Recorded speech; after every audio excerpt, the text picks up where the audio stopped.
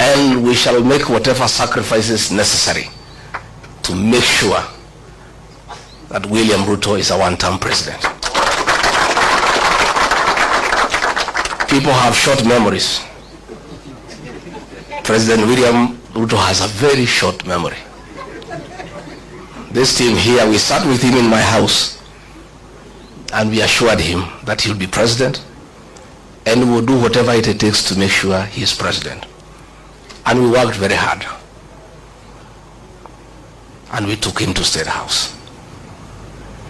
And when he reached there, he put aside everything we had agreed on how we need Kenya to be. We had 47 economic charters with each and every county agreeing on the economic interventions that will be required for each county. He put them aside. We had agreed on the payment of pending bills for our business community to bring money into circulation. He put that one aside. We had agreed on the bottom-up economic model of putting money into people's pocket. The minute he reached State House, he changed course. He got a small team of economic advisors and came up with a very brutal program of removing whatever little money was in people's pocket from their pockets. Along the way, I could not agree with him. I couldn't agree with him because I'm a very principled person. And I told him, boss, we have lost focus. This is what we told the people of Kenya.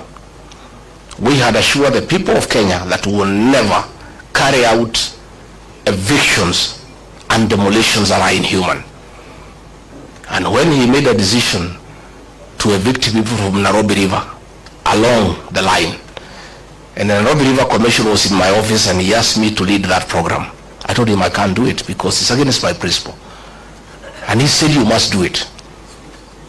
When we had the Finance Bill 2024, I was a lone voice in cabinet telling him, listening to the people of Kenya, they will not accept this finance bill. And it will leave us with an egg on our face. He became intolerant. He became dictatorial.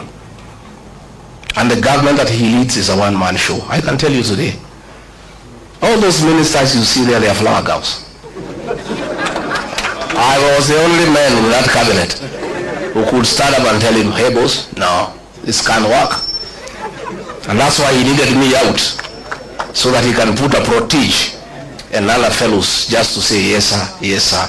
It's a praise and worship choir for the president. And I couldn't fit in that choir. I couldn't fit in that choir. You know, and he is very bitter. Extremely angry, very irritable, that for a whole 6 days he's just abusing me in Western Kenya. Dp Gachagua is not a road in Webwe. He is not a hospital in Vihiga. He is not a water pan in Kakamega. He is not a slaughterhouse in Bungoma. President of the Republic of Kenya has gone to Western for 6 days. Just talking about Dp Gachagua, occasionally Kalonzo Musyoka, because he's bitter that his voting bloc, the one that made him president, the Mount Kenya bloc, is gone and gone and gone forever. And I told him, it is his own undoing. I told him, don't touch the mountain. See the Bible. You read the Exodus. I told him, don't. Many times. But it's because he has some young MPs he moves around with. Young boys who are born in towns and brought up with Serelak. They don't know the community. So they tell him, no, it's okay, no problem. Mulima ni yako, wewe ulikuja huko mwenyewe. Hawa watu ni wako, hata ukitoa huyu weke huyu hakuna shida. Anamwambia mimi ni mzee. Hawa watu bila wajua. These fellows on the mountain, they hate betrayal and they hate deception. Because of what Muzungu did to them, they hate betrayal. And you yourself, President William Ruto, you are a beneficiary of my community's distaste for betrayal. When they decided that Uhuru Kenyatta has betrayed you, they turned against Uhuru for betraying you in their view and voted for you. And you are not one of them. They hated one of their own to support you, and you are not one of their own. If you betray one of their own, you will tell me the story. Today, as we speak, his messages of condolences are unwelcome in the mountain. And you know that's the lowest it can go. You know, funerals are very solemn. In my community where I come from, even if it is suspected you had a hand in the death of the person being buried, people still allow you to come and even give condolences. When the people say they cannot listen to your condolence, you know it's over. The other day we were in Embu, and they are trying to blame Justin Muturi Bidan because the people rejected his condolence message. The president wrote him abusive messages the whole night, threatening to sack him. But even if you sack Bidan Muturi, nothing will change in that area. Nothing. And I told him, and he cannot say I did not tell him. Because me, I'm an honest man. I sat him down and I said, boss, you believe my laguza hii? Now, why he's annoyed is because 47% of his support, 4 million votes, iko nje. Sasa anategemea ati Raila akienda AU, he can transfer zile zake. Zile za Raila zilikuweko za Wiper, they are not there. Ile ya Mlembe is not there. Hii ya Kisii is not there. Huyu jamaa amekwama.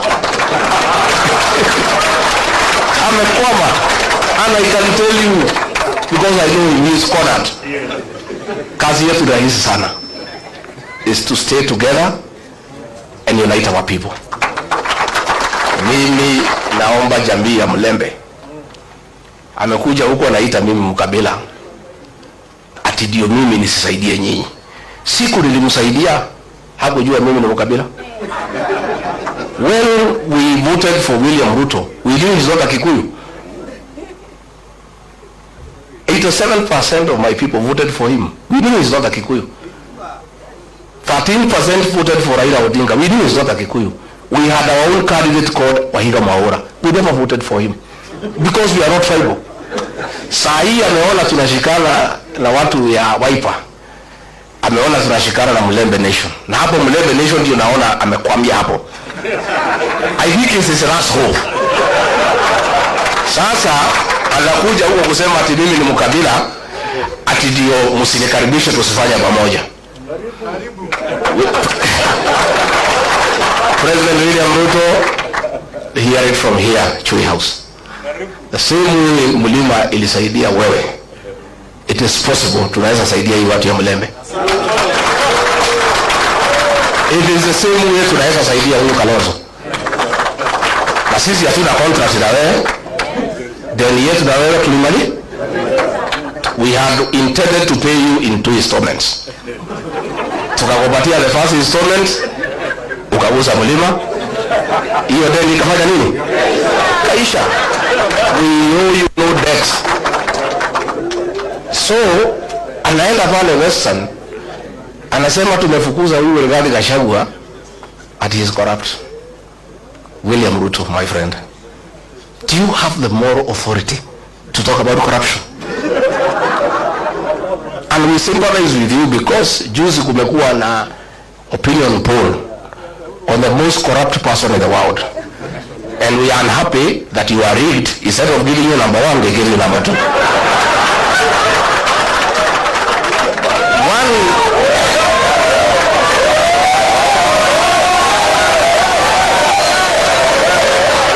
Let me say, I want to say, let me say, President William Ruto could not agree me to stay in government because I could not agree to corruption. The State House of Nairobi is the real center of corrupt activities. And there are watu wawili, moja anaitwa Adil na mwingine anaitwa Jayesh. These are the conveyors of corruption in this country. Na ndio watu wenye she and sha. Ndio wale watu ya Adani. Na Na hao watu wakija kuona rais, hata ukiwa deputy president na minister, utamngoja hapo saa 5 akiongea na hiyo watu. Wakipanga hiyo maneno. So Mr. President, be an honest man. Look for a mirror before you talk about corruption and look at yourself.